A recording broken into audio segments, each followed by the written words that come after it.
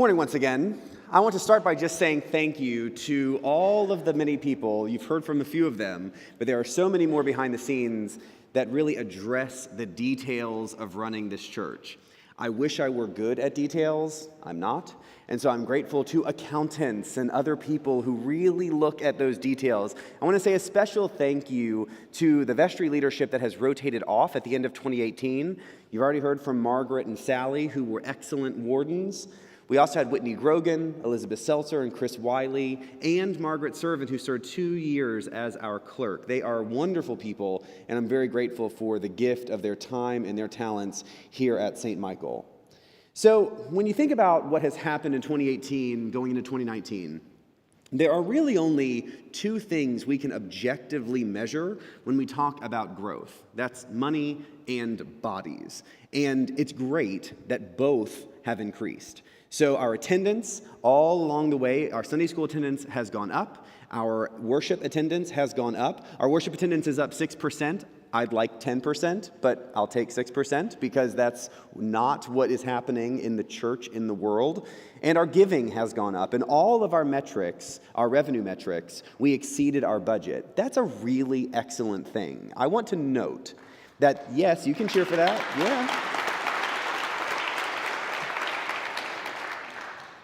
I think we all know that the general population of the country are not going to church as often as they used to, are not giving as much as they used to, and genuinely, I know I kind of joke about it, but I have colleagues who, if they can just maintain flat year to year, that they say flat is the new up.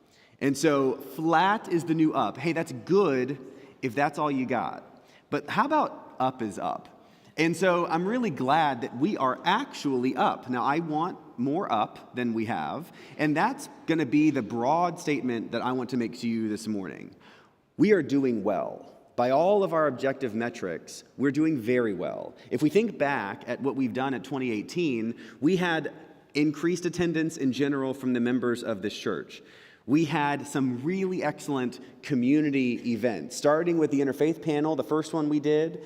Then we went on to things like the Bishop's Panel, to our Symposium for Human Trafficking. There were so many opportunities in varied ways for people to come into these doors, not to mention our worship offerings like St. Michael Presents and even special programs like Lessons and Carols. These things exceeded all of our expectations when it came to attendance and numbers, and that's a great gift to the community. And speaking of gifts to the community, you'll see in your annual report that we have given outside of ourselves through the diocese, through grants to outreach organizations, and beyond, over $1.3 million in 2018. That's huge. It is very significant. And that money is going beyond us. It's not something we use here, in support of mission and ministry and work out in both the city and the country and the world. That is significant. And we did that all together last year.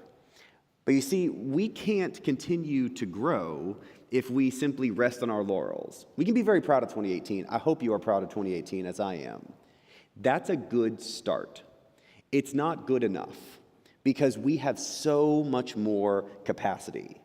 You've heard that our 2019 pledge drive, our annual giving drive, was really well done. Squeaky Connolly, Caroline Maroc, their team did excellent work, and we've increased to a budget in annual giving that exceeds anything in St. Michael's history, much higher than anything that's ever been here.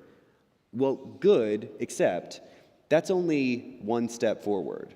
We have a huge capacity because only about 40% of our active members give on record. So I'll qualify that. We have culled our list of members. You've probably all seen a big membership number. The Episcopal Church likes to have canonical definitions. That means people are members even if they don't live here, they haven't been here. Now, if we do know that they have died, we are able to take them off the rolls. And as funny as that sounds, it's true. We cannot take someone off our rolls without their permission.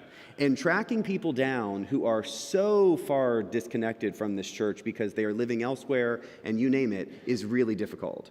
We can, however, shift people from active to inactive. And so we've done that a lot. And what we do is we distill that down to a good 3,000, right over 3,000 people who are actually active in this parish.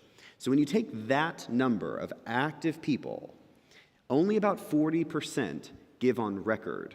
And what that means is either pledge or give in a way that we can track. So even people who don't pledge but might put, say, checks in the plate on Sunday mornings or put cash in an envelope with their name on it, we track it if we can.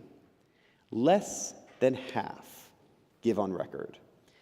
That means that if we have had attendance growth, we've had giving growth, we've had outreach growth, all with less than half of our active people, look at the capacity that we have beyond what we are currently doing. So yes, 2018 was really good. We should be proud.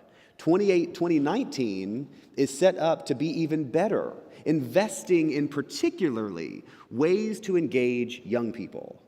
Is there anyone in here who knows a young person who could be going to this church but doesn't? I'm pretty sure that's everybody. Everybody in here knows some young person who is not coming to this church, and yet they're connected to this church in some way. I'm tired of that. And so we need to go get them.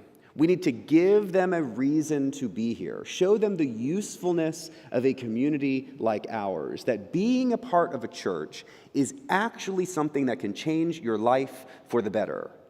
Now, I know you have not had a chance to really read through this report because it was handed to you before you walked in the door, and we've been talking at you the whole time. But I want to draw your attention to one little section in my report on page 4.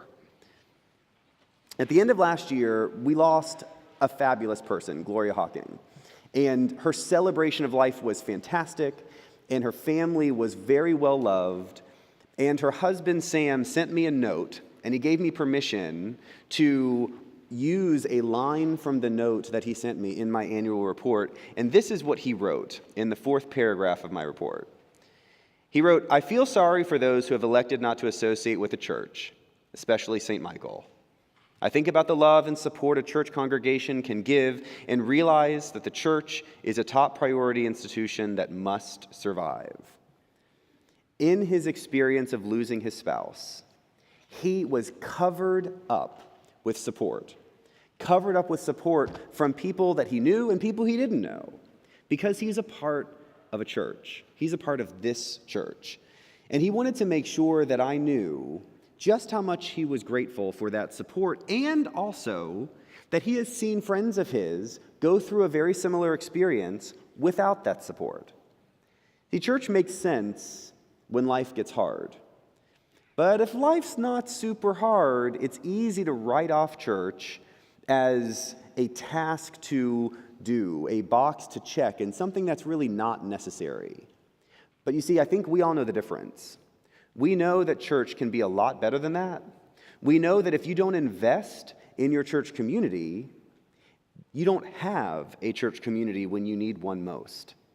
There are people out there, people we know, people we love, people who have some past connection to this church who have just missed that important idea. I don't want them to miss that. I want them to know just how important a church can be. And so that's why in 2019, as we grow in our giving and grow in our potential, we're putting that growth primarily into going out and getting those young people, whether that means young adults, youth or children or young families. We're going to try and get them here. We are solidifying all the ways in which we care for the congregation who is here, and we are also investing in going out and getting those people who are missing out on being in a community like this. And so as we look forward to 2019, I want to celebrate what we have done and recognize that our momentum is good, but do not be satisfied with where we have come. There is so much more potential, and over these next few years, I want you all to be a part of investing in that potential. Because potential is great, but potential means something has been unrealized. Let's not be a church with potential. Let's be a church that actually does what we can do. And that means everybody's got to be in. Every person in this room has a lot to give. Every person in this room has a lot they can give more of.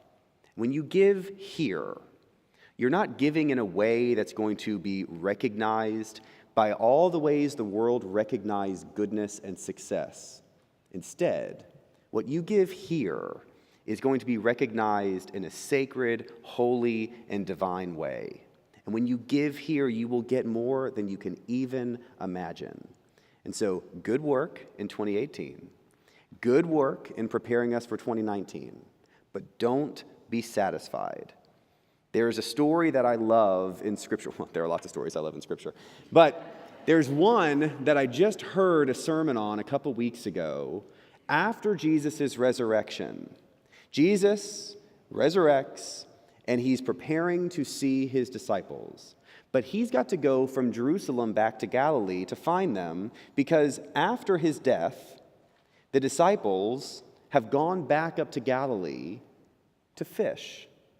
Peter and his friends, after having walked and talked and learned from Jesus, have returned to Galilee to do the stuff they had been doing before they ever met him. And Jesus walks up to the shore of the Sea of Galilee, and he sees them on the boat, and they're having a lot of trouble because they're catching no fish. And Jesus yells to them from the shore, "Hey, throw your nets over on the other side." And so they do. And they catch so many fish that their boats practically sink. And Peter realizes the person yelling to them on the shore is Jesus. And so he literally jumps off the boat and swims to shore. And what I love about that story is that it's so very human. We know God is real. We have met Jesus. We know the Spirit is in us. But when things don't work out the way we thought they should, it's very easy for us to go back to doing all the stuff we did before. Peter walked with Jesus, and yet life did not turn out the way he expected, and so he went back to fishing. And what I want to make sure that you all know is that we should not go back to fishing. We leave the life that we used to lead in order to be transformed in ways we cannot imagine. And yet, even when the going gets rough and we go back to all the stuff we used to do, Jesus is still going to walk up on the shore and yell across the water for us to figure it out one more time.